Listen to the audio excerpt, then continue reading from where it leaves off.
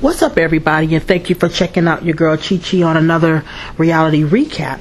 But before I get started, I want to make sure you guys log on to ustreamradio.com and check out yours truly and my co-host Nanette The Truth Hurts on Reality Check. You can view that show 24 hours a day, 7 days a week. It is definitely at your demand. You can also check me out on my group page, Reality Check. That is on Facebook.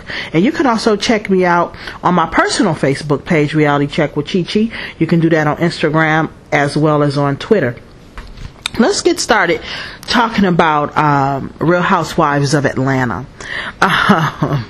Kenya, I'm not a big fan of Kenya, but last night, she gave me a little bit of a laugh because she was packing up her things, or rather she was getting her things out of the home that she was living in, and her and her crew ran across the homeowner's wedding gown, and she kind of put it on. It was pretty ugly. I must agree with Kenya on that. I don't agree with her on a whole lot of things, but I definitely agree with her on that. That was a pretty hideous wedding dress, and her crew kind of made a mockery of the wedding gown. And while they were in there making a mockery, the homeowner said that she had to be out by 3 o'clock. And so the reason why they were not out by 3 o'clock was because of the mockery that they were making, and the homeowner ended up calling the cops on Kenya. But Kenya said that she had up until 5 o'clock. Obviously, the homeowner and her had different messages from the judge. One thought 3 and one thought 5. But eventually, Kenya ended up leaving after the Roswell police got there to make sure that they had exit the home. Kenya, girl, sometimes, like I said, I'm not a huge fan of your girlfriend, but you know what? You definitely make me laugh at times. Cynthia had her surgery. Peter was very, very supportive of Cynthia, and it looked real good because if you guys are followers of RHOA like I am, we know that Peter, back in the day when it first got started, when he was first introduced to the show, it didn't look like this union would be a big what last, I should say. Now Peter has turned out to be a very sweet man towards Cynthia. He was real supportive. He was doing his husband duty. So let's stay tuned and make sure Peter stays on that right track. Nene and Greg seem to be spending a whole lot of time together. It seems like they don't have anything to do, because he's trying to clean. Nene doesn't want to clean. Nene's insisting that that's not her job anymore. She doesn't want to be a housewife, so she's waiting around to see what's going to happen with Glee, and when her role, it's time for her to record on her role of Glee so she can go back out to California. As she always indicates, she loves Atlanta, is home, but she wants to work. So Greg is trying to keep her busy, trying to keep her mind occupied. So I'm assuming he thinks cleaning will do it for Nene. Chill out, Greg. That's not what Nene wants to do. Candy and her daughter had a very heart-to-heart conversation about Mama Joyce. And it appears that some of the things that Mama Joyce were saying that her that she was indicating that Candy's daughter felt, Candy's daughter begged to differ with that. She said that is not how it really went down. So why would Mama Joyce come to Candy in a sideways way like that if she really was talking about her daughter? You don't do nothing like that. So once again, I'm sticking to my ground and say Mama Joyce needs to mind her business. I'm going to shoot it out to you guys, and I want you guys to hit me up on my group Facebook page, Reality Check, or you can hit me up on my personal Facebook page, Reality Check with Chi Chi, and let me know what you think about Mama Joyce. She wasn't really in this episode, but last episode, Mama Joyce, she cut the fool. And so therefore, now she's not telling the truth on Candy's daughter. Even though Candy's daughter did say she really had no opinion about the wedding, she had no feelings about it whatsoever. I don't know. Let's stay tuned and see what happens with that as well. Lastly, I want to talk about Portia, and the comments that Portia made on yesterday's show to me indicated that Cordell beat her, because when Candy asked her, he didn't beat you, did he? She did a long hesitation of a pause.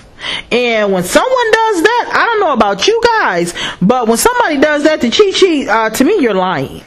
Or you're not telling the whole truth. So, and Candy thought the same thing as well. You know, she made the comments about, that's why I wouldn't go around him now. And, you know, and we had our issues, and, you know, he wouldn't put his hands on me now. He wouldn't put his hands on you now.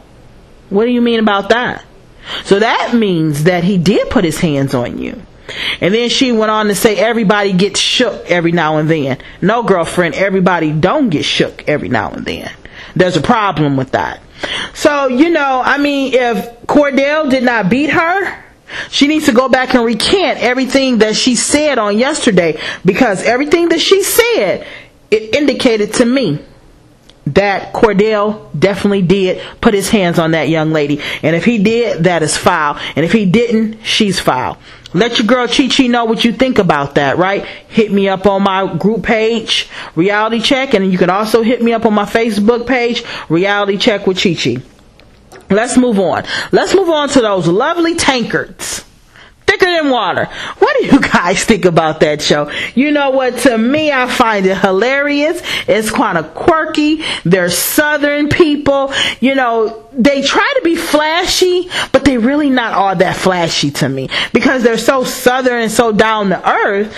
It's like, you know, the flashiness hasn't came in. They like nice things, but they can't portray it the way that you see a lot of flashy people doing it. And that's why I kind of like the Tankers. They're a little bit different. You know, you got Ben, who's the king, as his wife Jewel indicates. He's the pastor. He's the pastor of a congregation in which he does not call himself a preacher. He calls himself a reacher. And, you know, they teach their congregation to be millionaires. You know, reality is everyone is not going to be a millionaire. That's the reality. But if you have that millionaire mindset in his eyes, then you'll reach the top where you can reach your actual goals. Jewel, on the other hand, she considers herself a millionaire. It's, you know, likes fine things, like being, they like airplanes. They feel like you shouldn't fly, coach. I don't see a problem flying, coach. You know, personally, I would be afraid to fly in one of those little small planes, but that's just me personally. But that's how they feel. They feel that you should have your own plane where you're flying, and you should never fly coach. Well, if you don't want to fly coach, move up to first class.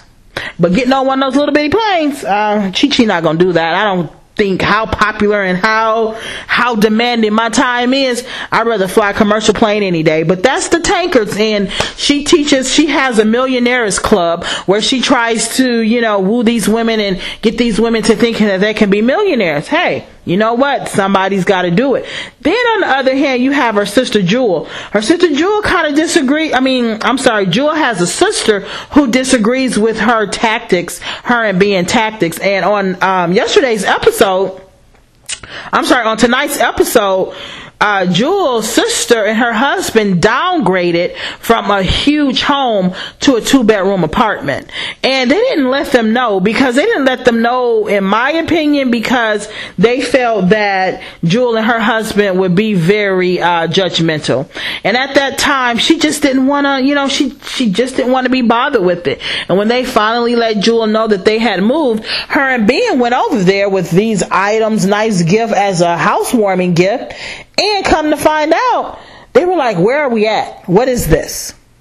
They weren't expecting it. And so that's the same type of mindset that her sister did not like and did not want to welcome in. And she feels that her sister judges her. Their daughter, Brooklyn. Boy, Brooklyn, that's my favorite character. I like Brooklyn.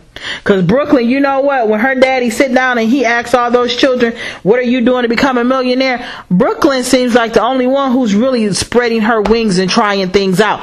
Brooklyn had a hair show. She invited Benji along to do the DJing. Benji messed up. Benji blamed it on her. Brooklyn blamed it on Benji. But you know what? It It went on. Now, how successful it was, I have the slightest idea, because you know what? It was so overshadowed by the disagreement between Benji and Jewel that they really didn't say anything else about it.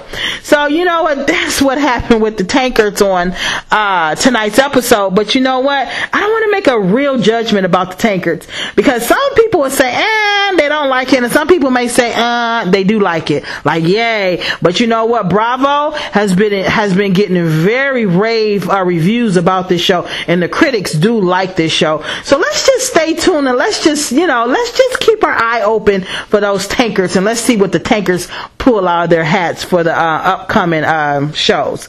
But before I get up out of here, I want to make sure you guys log on to ustreamradio.com and check yours truly out, along with their co-host Nanette the Truth Hurts on Reality Check. You can definitely check that show out 24 hours a day, 7 days a week. It is on your demand.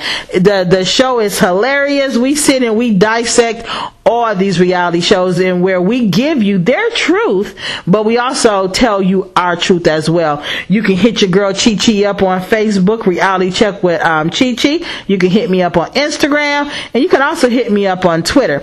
And until next time when I come back to you with another reality recap, I see ya.